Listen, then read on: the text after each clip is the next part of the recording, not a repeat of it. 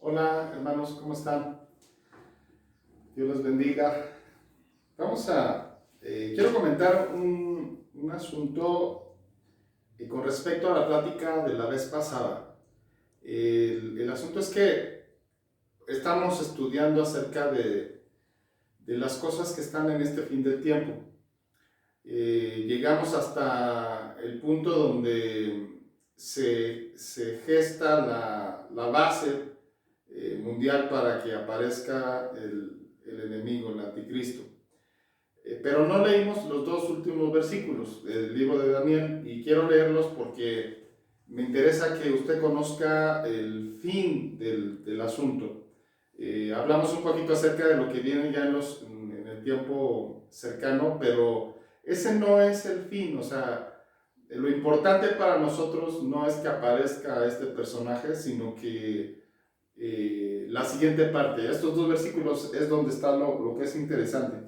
Dice Daniel capítulo 2, versículo 43, hasta ahí leí la semana pasada, que dice así como viste el hierro mezclado con barro, se mezclarán por medio de alianzas humanas, pero no se unirá el uno con el otro, como el hierro no se mezcla con el barro. Eso es las alianzas mundiales, ¿verdad?, que se van a gestar próximamente. Pero verso 44 dice, y en los días de estos reyes, el Dios del cielo levantará un reino que no será jamás destruido, ni será el reino dejado a otro pueblo. Desmenuzará y consumirá a todos estos reinos, pero él permanecerá para siempre.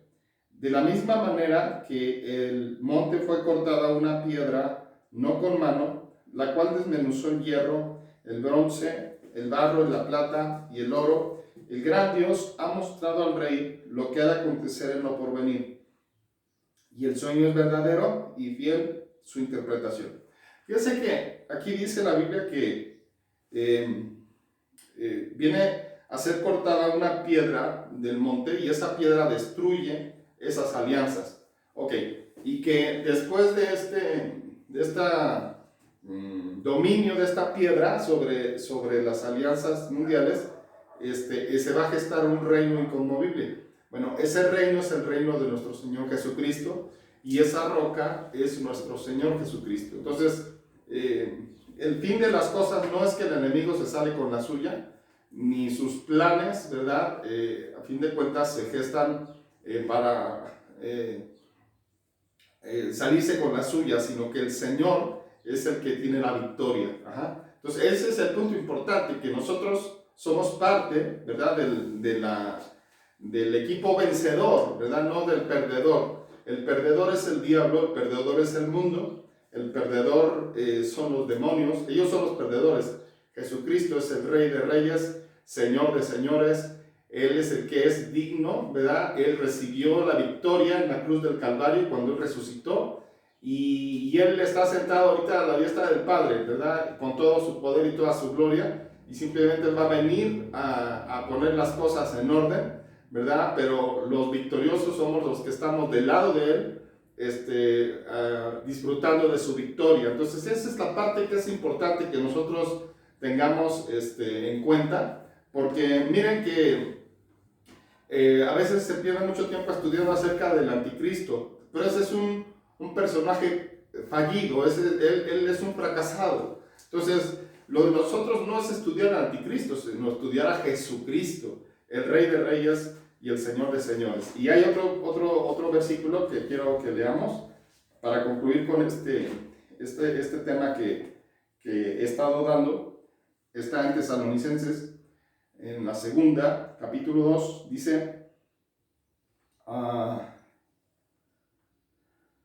dice el verso 8, y entonces se manifestará aquel inicuo a quien el Señor matará con el espíritu de su boca y destruirá con el resplandor de su venida. Ajá. Entonces, el Señor es quien acaba con él, el Señor es quien lo vence, y simplemente su venida tiene ese resplandor, ¿verdad?, que todopoderoso, que llega y acomoda todas las cosas a su decisión. Entonces, no es el enemigo el que sale victorioso, el enemigo está vencido, hermanos. Ajá, simplemente es un tiempito donde donde sale y hace de las suyas por un corto tiempo, pero su tiempo está contado. Entonces, lo que usted y yo tenemos que entender es que tenemos una victoria en Cristo Jesús, y ese tiene que ser nuestra visión, nuestro punto donde están nuestros ojos, está en la victoria de nuestro Señor, no en la aparición de un ser caído, ¿ok? Entonces, esta parte me pareció importante que la comentemos. Y bueno, para pasar a mi tema de este día, quiero hablar acerca de los peligros que hay para este tiempo. La Biblia nos habla, el Señor Jesucristo nos enseñó acerca de este último tiempo y nos enseñó de las cosas que tenemos que tener cuidado. Y curiosamente no dice nada acerca de que tenemos que tener cuidado de qué vamos a comer, de que tenemos que tener cuidado de que no nos vayamos a enfermar, de que tenemos que tener cuidado de que con qué vas a pagar la renta. O sea, un mundo de cosas que son cosas que a nosotros nos preocupan, pero que el Señor Jesús no nos dijo que esas eran las cosas que eran peligrosas para nosotros. Entonces, fíjate cómo dice la Biblia de qué cosas tenemos que tener cuidado. Quiero que si tú puedes ver Lucas capítulo 21, verso 32, dice así, y está hablando acerca de los últimos tiempos, y entonces él está diciendo esto. Dice Lucas capítulo 21, verso 34. Mirad también por vosotros mismos, que vuestros corazones no se carguen de glotonería y de embriaguez y de los afanes de esta vida. Lo vuelvo a leer. Mira que tu corazón no se cargue de glotonería, de embriaguez y de los afanes de esta vida, y venga de repente sobre vosotros aquel día. Sabes que el riesgo, ¿verdad? Hay un evento que vamos a estudiar con más atención, que se llama la apostasía, que son cosas que son parte del tiempo venidero, de este tiempo que estamos viviendo, y que es extenso. Por eso lo vamos a tener que estudiar con más atención, porque son cosas que son parte de los peligros que los hijos de Dios tienen que enfrentar en este último tiempo. Pero bueno, uno que es muy importante, muy vital, es esto que dice aquí la palabra del Señor. Que tu corazón no se cargue de glotonería, de embriaguez y de los afanes. Entonces, ¿dónde está el asunto que nosotros debemos entender? ¿Por qué una persona se puede cargar de glotonería? ¿Sabes? Estos tres puntos, ¿verdad?, vienen acerca de poner los ojos en el lugar equivocado. La Biblia dice que nosotros tenemos que poner nuestros ojos en Jesús. Eso dice en Hebreos capítulo 12, y que de hecho lo vamos a leer. Quiero que vayas conmigo al libro de Hebreos. Hebreos capítulo 12.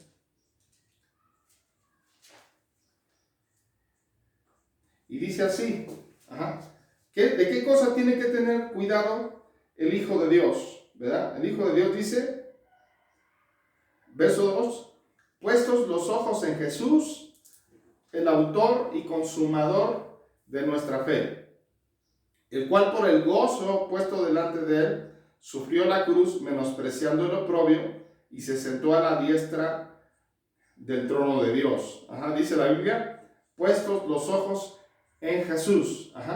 La iglesia de Dios, los hijos de Dios, tienen que poner sus ojos en Jesús.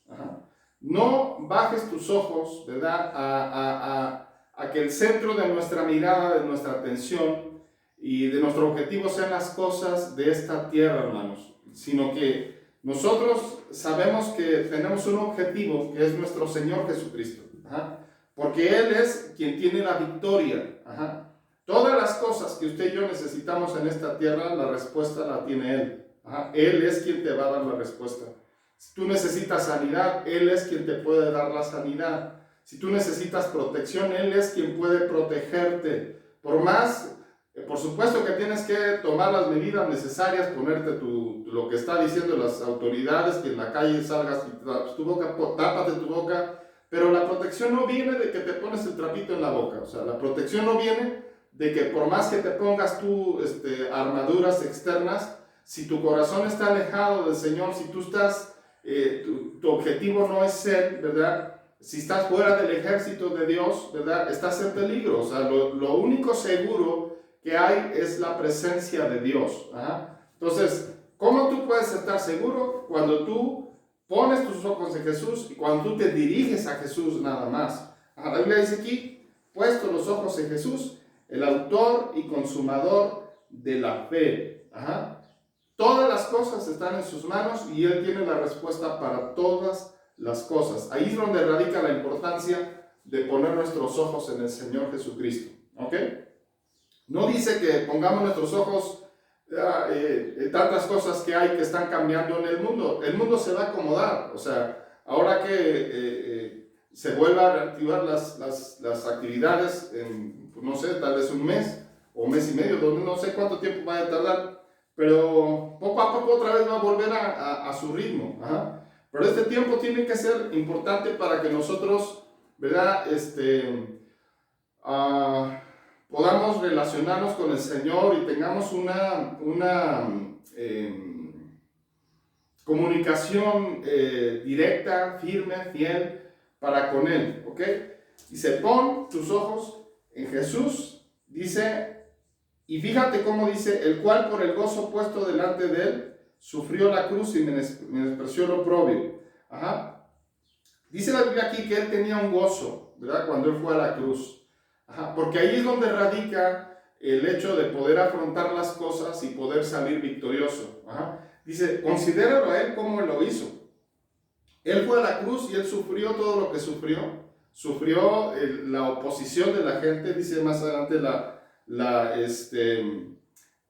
contradicción de los pecadores. Ajá, eso significa la oposición, la crítica, la lucha contraria, ¿verdad? Pero Él todo lo sufrió por una cosa, lo sufrió porque había un gozo puesto delante de Él. Ajá. ¿Sabes que nosotros tenemos que tener un gozo dentro de nuestro corazón? Ajá. Ese gozo viene, el gozo es una sensación que viene del espíritu. Ajá, no viene de la carne. El gozo sale de adentro del espíritu, ¿verdad? Y llega a tu corazón y luego llega a tu mente. ¿Verdad? Cuando el Señor Jesús iba a ser crucificado, todo eso lo venció y lo pasó, ¿verdad? Porque Él estaba viendo más allá. ¿Qué es lo que estaba viendo? Estaba viendo a ti, me estaba viendo a mí, y estaba viendo a millones y millones de gente que iba a ser salva a través de su sacrificio. Porque Él muy bien pudo haber mandado traer una legión de ángeles y hubieran borrado con toda aquella gente. Pero sin embargo no lo hizo porque sabía que era necesario que Él muriera en esa cruz y resucitara para que usted y yo tuviéramos acceso y para que usted y yo tuviéramos el gozo que Él quiere que salga dentro de nosotros, ¿verdad? Hay un gozo que tiene que haber en los hijos de Dios y ese gozo viene del Espíritu. Cuando hablamos y leemos en Lucas, donde habla, dice que no te cargues de embriaguez y de glotonería, ¿sabes que ese tipo de satisfacciones que vienen de la glotonería y que vienen de la embriaguez y de los afanes, no vienen del espíritu, vienen de la carne? Ajá. Y la carne, ¿verdad? Nunca se sacía. La carne siempre quiere más y más y más y más, pero es algo que está... la gente que, si tú te sometes a esto, si la gente se somete a la glotonería, a la embriaguez, a los afanes de este siglo, ¿sabes qué sucede? Que se convierten en esclavos de estos afanes y de esa glotonería. Y entonces, por más que comen, por más que se embriagan, por más que se afanan, ¿verdad? Nunca alcanzan a obtener la satisfacción que ellos están buscando. ¿Y por qué razón? Porque no se puede satisfacer de un alma vacía. Ajá. La única manera de tener plenitud de vida es tener a Jesucristo dentro de nosotros y tener a Jesucristo como nuestro objetivo. Cuando tú pones a Jesús y lo consideras a Él, ¿verdad? Te vas a dar cuenta y te llenas de su presencia, te llenas de su palabra, te llenas de su espíritu, te llenas de sus propósitos. Entonces viene gozo a tu corazón, porque Dios a cada persona, ¿verdad?, le ha puesto un objetivo, un propósito. Haz de cuenta que el Señor quiere establecer su voluntad en la tierra y sus propósitos, pero los ha compartido con todos nosotros. Cada uno de nosotros tiene una partecita de la voluntad de Dios. Cuando nosotros, ¿verdad?, nos alineamos con Él, ponemos nuestros ojos en Él, nuestros objetivos en Él, sabes que Dios pone dentro de ti un objetivo de vida, ¿verdad?, que es compartido juntamente con los objetivos del Señor. Y cuando nosotros tomamos los objetivos del Señor como nuestros, ¿verdad?, entonces viene un gozo tremendo. Hay una historia que está en el libro de Génesis, que es una de mis historias favoritas, que habla acerca de Abraham y de su esposa. Y está en Génesis capítulo 18, ¿verdad? Y aquí nos habla de este gozo espiritual y del gozo que hay cuando tú estás alineado con los propósitos divinos. Es decir, que el mismo propósito tuyo se alinea al propósito de Dios.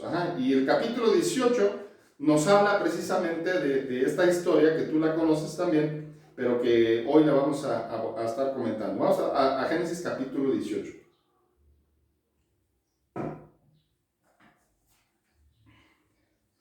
Ok, dice aquí la Biblia que estaba Abraham sentado a la puerta de su tienda, ¿verdad? Y en eso ve pasar 3 personas. Y cuando los ve pasar, él los invita a su casa, dice, por favor quédense conmigo, yo los voy a atender, les hace de comer, dice, versículo 5, y traeré un bocado de pan y sustentará su corazón, y después pasaréis, pues por eso habéis pasado cerca de vuestro siervo. Y ellos dijeron, haz así como has dicho. Entonces Abraham fue deprisa a la tienda de Sara y le dijo, toma pronto 3 medidas de flor de harina, y amasa y haz panes cocidos debajo del rescoldo. Y corrió Abraham a las vacas y tomó un becerro tierno y bueno y lo dio al criado, y ese se dio prisa a prepararlo.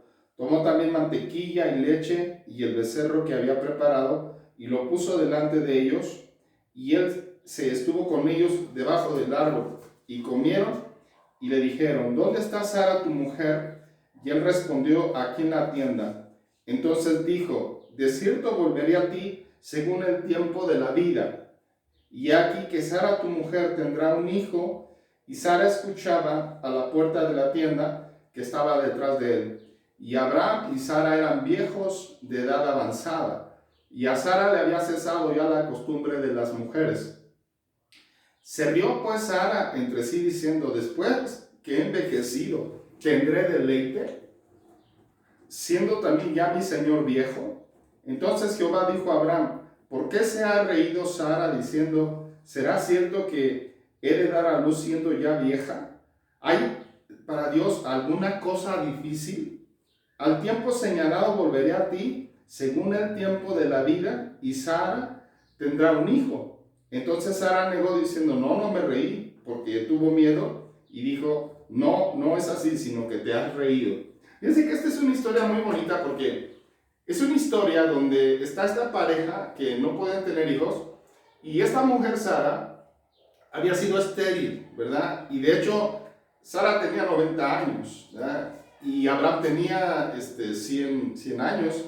Sin embargo, cuando Dios le dice que iba a venir y que conforme al tiempo de la vida ella iba a concebir, ella se ríe, ¿verdad?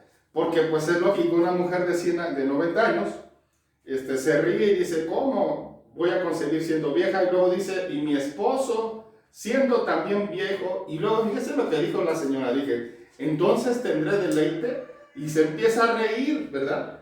¿Sabes por qué? Porque cuando Dios viene, Dios te da gozo. Hazte cuenta que la palabra que Dios le habló se implantó adentro de su espíritu. Y entonces ella le cayó como una alegría interna, una alegría dentro de su espíritu. Entonces ella se empieza a reír y ese es el gozo que sale del espíritu, porque sale del espíritu, llega al corazón y llega a la mente. Y entonces, ¿cómo procesas una cosa que parece que va a ser un chiste, ¿no? Dices, oye, pero ¿cómo me dices esto? Porque sabes que Dios hace las cosas así. Dios quiere que haya propósitos en nuestra vida, los sueños que nosotros tenemos, ¿verdad? Dios los comparte también. Pero ellos solamente querían un hijo, o sea, ellos pensaban en un hijo. pensaban en una familia, pero Dios no pensaba en eso, Dios pensaba en una nación. Ajá. Es un sueño compartido en dos escalas, la escala humana y la escala divina. Ajá. Entonces, cuando usted y yo nos alineamos a los sueños de Dios, ¿sabes qué sucede? Que tus sueños, ¿verdad?, están en una escala humana, pero Dios tiene sueños en escala divina. Eso significa que cuando tú haces la voluntad de Dios, ¿verdad?, entonces viene gozo a tu corazón. Por eso el salmista decía, el hacer tu voluntad, Dios mío, me ha agradado. Porque cada vez que tú caminas con Dios, cada vez que sueñas los sueños de Dios, cada vez que vives en el tiempo de Dios, es algo emocionante, es algo que trae una vida, una vitalidad, una chispa. ¿Cómo la gente puede vivir emocionalmente bien cuando vives este tipo de cosas que desacomodan el mundo, que te hacen estar metido en tu casa, que te hacen estar, pues te saca de tu rutina por completo? Para eso tiene que servir, para que nosotros nos empapemos de los propósitos divinos. O sea, tienes que tomarte tu tiempo, ¿verdad?, para estar dentro de tu recámara. Ajá. Si hoy, lo que ahorita hay es tiempo para eso. Ajá. Pero sabes que métete a tu recámara y deja tu celular afuera. Deja tu tablet, deja tu computadora, deja la televisión, ¿verdad? Y métete solamente a tu recámara, tú y Dios. Ajá. Y sabes que búscalo, adóralo y abre tu espíritu. Ajá. Invítalo a Él a venir a tu espíritu, o sea, a tener una comunión especial. Porque si te fijas, ¿qué pasó con Abraham en este caso? O sea, ¿qué hizo él? Él lo recibió, lo hospedó, ¿verdad? A estos tres personas que estaban aquí, que la verdad es que deben haber sido, yo no me puedo atrever a decir quiénes eran esos tres, porque no lo dice específicamente la Biblia. Pero la verdad es que tengo yo mis ideas personales, quiénes eran esos tres que le visitaron. Pero él, ¿qué atención tuvo para con ellos? ¿Ok? ¿Qué atención tienes tú para con Dios en estos días? ¿Cómo lo has atendido? ¿Cómo lo has adorado? ¿Qué has puesto delante de Él para que Dios se agrade de tu comunión? ¿Cómo Dios da? Si tú no le das tiempo a Dios, ¿cómo Dios va a compartir contigo sus ideas, sus sueños, sus consejos? La Biblia dice que nosotros tenemos que acercarnos a Dios y que entonces Dios se acercará a nosotros. O sea, si tú no lees la Biblia, ¿cómo Dios se te puede revelar a ti? O sea, tienes que tener tú la intención de leer, de aprender, de buscar a Dios, ¿verdad? Más en este tiempo. O sea, la Biblia dice, fíjate en esos últimos tiempos que tu vida no se llene de glotonería. O sea, eso significa de que todo lo que te preocupa es solamente comer. Ajá. Probablemente, hoy precisamente este día, me estoy enterando que había tomado el gobierno la decisión de cerrar las centrales de abastos. Y entonces dices, ay, pues ¿qué va a haber de comer? Pues ok, o sea, pues algo habrá, pero cuando viene una desesperación porque ¿y ahora qué vas a comer? Pues espérate, o sea, que no se cargue tu corazón de glotonería. Ajá. Porque se llena tu corazón de eso, ¿verdad? Porque solamente de eso se sacía, ¿verdad? Y por más que se alimente, por más que quiere meterle nomás, no se llena jamás, porque es un problema que está dentro del alma, que está dentro de las emociones. La única manera de tener emociones sanas es considerar a Jesús y no dejar nuestros ojos de ver a Jesús. ¿Cómo el alma, verdad? ¿Cómo las personas pueden vivir una vida libre solamente considerando a Jesús, no quitando los ojos del autor y consumador de nuestra fe? Dice la Biblia que él puso sus ojos en el gozo que estaba delante de él. Ajá. Entonces, Dios quiere compartir sus sueños para con nosotros, ¿verdad? Y que ese gozo esté dentro de nuestras vidas. Ajá. La pregunta es, ¿qué hay en tu corazón? ¿Hay el gozo del Señor? ¿Hay el gozo de sus propósitos? ¿Sabes que no se han acabado los propósitos de Dios? Lo que Dios va a hacer en esta tierra no se ha acabado, ¿verdad? Todavía hay cosas que nosotros tenemos que hacer, ¿verdad? El Señor Jesús, dentro de otras de las cosas que dijo que tenía que cuando Él regresara tenía que haber en nuestra vida, es que nosotros estuviéramos ocupados. Ajá. Estuviéramos ocupados en las cosas que Él nos dejó. Ajá. ¿Qué es lo que Él nos dejó? pues nos dejó, a cada uno de nosotros nos dejó una parte de talentos para que nosotros los trabajemos, ¿verdad? Y cuando Él regrese quiere que estemos ocupados, desarrollando y trabajando los talentos que Él nos dio, ¿verdad? Otra parte habla acerca de que nos dejó como mayordomos de sus bienes y que cuando Él regrese quiere que encontrarnos a nosotros trabajando las haciendas, las cosas que Él nos ha dejado, ¿verdad? Tenemos que estar ocupados, ¿verdad? No preocupados. Hay una diferencia entre estar preocupado y en estar ocupado. Ajá. Entonces, es importante, ¿verdad?, que nosotros pongamos nuestros ojos. Colosenses 3:2 dice, poned la mira en las cosas de arriba, ajá, no en las de la tierra. Pon tu mira en las cosas de arriba. Ajá. ¿Y sabes qué sucede? Que cuando uno pone sus ojos en las cosas de arriba, las cosas de la tierra se tienen que alinear, porque esta tierra, ¿verdad?, está sujeta al mundo espiritual. Esta tierra está sujeta a la voluntad divina. Ajá. Pero tú no corres como corre el mundo. O sea, el fluir del mundo es uno y el fluir divino es otro. Ajá. No te vayas con los fluires del mundo, sino te dejes llevar por la corriente. No te dejes llevar por tantas noticias falsas, por tantas noticias malas, por los ataques del diablo. Ajá. Porque ¿a dónde es a donde vienen los ataques del diablo? A los pensamientos. Ajá. El diablo manda dardos de fuego, ¿verdad? ¿Y dónde se clavan? En tus pensamientos. Ajá. Entonces, si tú escuchas, ¿verdad?, la voz de este enemigo, ¿verdad?, estás a merced de este enemigo. Ajá. Toda lucha, ¿verdad?, que hay con el reino de las tinieblas tiene que ver a la mente. O sea, sí, el dardo de fuego fue sobre Eva y le dijo, con que Dios dijo que tú no podías comer de este pan, pero yo te digo esto, ¿verdad? Y entonces le clavó un dardo de fuego y ese pensamiento empezó a circular adentro de la cabeza de Eva, ¿verdad? Y ahí es donde viene la caída. Cuando el Señor Jesús fue tentado, ¿qué hizo el diablo? Con que Dios te dijo esto, ¿verdad? Pero ¿qué tal si haces esto? Y el Señor Jesús le responde, escrito está, que no es como tú dices, es como dice el Señor, ¿verdad? Entonces, ¿qué es lo que tú escuchas y qué respondes? Ajá. Te vas a merced de todo lo que dice, ¿verdad?, la gente, de lo que dice el diablo, de lo que dicen los propósitos del enemigo, ¿verdad? O ves que dice la palabra y dices, no, es que no es así, es como dice la palabra. Si hay una cosa verdadera, es la palabra de Dios. Y si hay un consejo, ¿verdad?, que tenemos que seguir, es el consejo de la palabra de Dios. Ajá. Entonces, muy importante que nosotros atendamos no a las cosas que dice el mundo, sino a las cosas que dice la palabra de Dios. Ajá. Acuérdate que tú estás de la parte del equipo que gana, ¿verdad? El equipo que gana es el equipo de nuestro Señor Jesucristo, no es el equipo del enemigo. ¿Ok? Vamos a hacer lo que a Dios le agrada, ¿verdad? Llénate de los propósitos divinos y que haya gozo en tu corazón. Ajá. Tiene que ser un tiempo de gozo.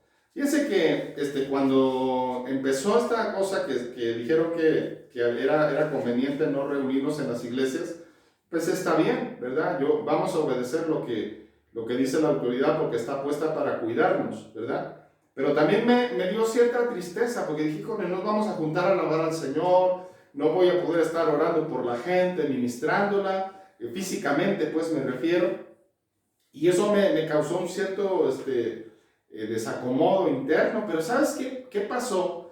Que cuando grabamos los primeros mensajes, el primer mensaje, vino un gozo dentro de mi corazón, ¿verdad? Que salía del espíritu, no que venía de la mente, sino que salía del espíritu. ¿Y sabes por qué? Porque estamos haciendo la voluntad de Dios. Amén. Entonces, si tú y yo hacemos la voluntad de Dios, siempre va a haber gozo de adentro, ¿verdad? Ese es de la fuente del agua que salta para vida eterna, de aquella fuente de agua que no se acaba y que satisface nuestras vidas. Amén. Es el gozo que viene del Espíritu, que sale de adentro. ¿Ah? Revístete de ese gozo. Ajá. Saca los malos pensamientos que han traído tristeza, que han traído temor a tu corazón. Porque cuando las emociones están puestas para dirigirnos acerca de qué es lo que está pasando adentro de nuestra alma. Entonces, cuando estás triste, cuando estás afligido, cuando estás angustiado, ¿verdad? Es porque hay cosas que están incorrectas, malos pensamientos dentro de ti. Sé que las circunstancias a veces no son agradables y no se ven que sean buenas, pero ¿sabes qué? Que cuando las cosas no son agradables y las circunstancias están mal, la palabra de Dios siempre nos da una respuesta y siempre nos da una salida y siempre nos da una promesa por cómo arreglar las circunstancias y cómo las cosas en la voluntad de Dios son perfectas. Así de que no te dejes tú llenar de las cosas del mundo y de la carne, que la glotonería, la embriaguez, la flojera, el adormecimiento espiritual llenen nuestras vidas. Eso hay que echarlo para afuera en el nombre de Jesús.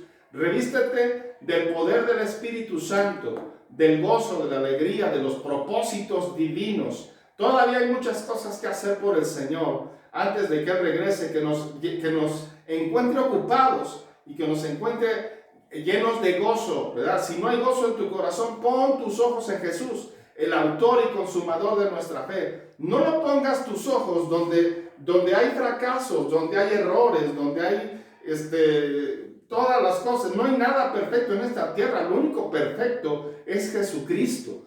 Pon tus ojos en Jesús, el autor y consumador de nuestra fe. ¿Y sabes qué pasa? Que todas las demás cosas, ¿verdad?, tienen que jalar, tienen que alinearse, tienen que moverse a la voluntad divina. No hay nada más grande, no hay nada más bello que nuestro Señor Jesucristo.